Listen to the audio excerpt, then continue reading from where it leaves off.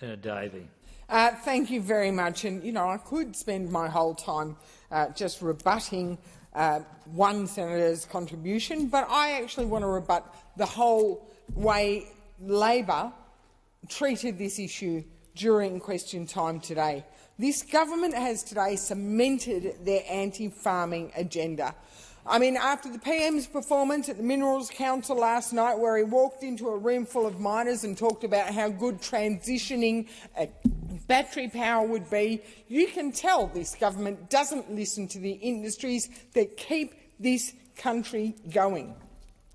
In reply to my first question about their anti-ag policies, about the biosecurity tax, ute tax, truckies tax, we got platitudes about how Labor care for all Australians. Well, if they care for all Australians, how about the Australians who are paying more than 12% more on their grocery bills? And they're also paying more on all of the input costs that contribute to those grocery bills. That's gas up 33%. That's electricity up 14%, insurance up 17%. So not only are they contributing to higher grocery bills, but every single Australian are facing those higher costs at home as well. And then, when I asked why they're focusing on water buybacks rather than addressing the real environmental degradation such as carp, I was instructed to rephrase because water isn't in agriculture. I mean, seriously? Seriously?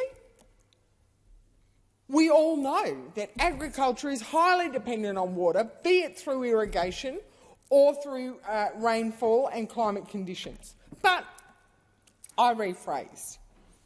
I asked why they continue to take water out of irrigated agriculture, harming our irrigation communities, because this government continues to ignore even research from the likes of the University of Adelaide, who just recently reported that negative whole-of-icon site scores for the Coorong and the Lower Lakes were not only lower this year than in January-February 2022, but also at their lowest recorded health since the end of the Millennium Drought and the commencement of the Basin Plan. Think about that. This government ignores the fact that irrigated agriculture is now extracting less than a third of the flows in the Murray-Darling Basin, less than the scientists decreed would be sustainable diversion limits. But this government still goes out with a chequebook to rip water out of productive agricultural use. And the minister today didn't even try to address the issues of Tasmanian pea farmers or fruit growers around Shepparton who've had all their contracts cut because the big supermarkets find that it's cheaper to import than to buy Australian-grown.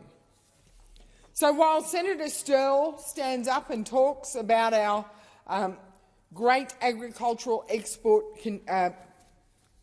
statistics, they've got to realise that our agricultural exports are growing in spite of this government, not because of this government.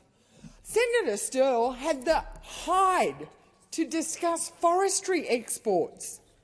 Forestry exports coming from a Labor government when Labor is closing native forestry across Australia. In Victoria, they've shut native forestry. In Western Australia, they've shut native forestry. This government has to stop ignoring the facts that their policies are leading to a decline in Australian agricultural capacity to produce. The Murray-Darling Basin Plan is seeing a decline in dairy and other irrigated commodities, and it continues on and on. Thank you, Senator.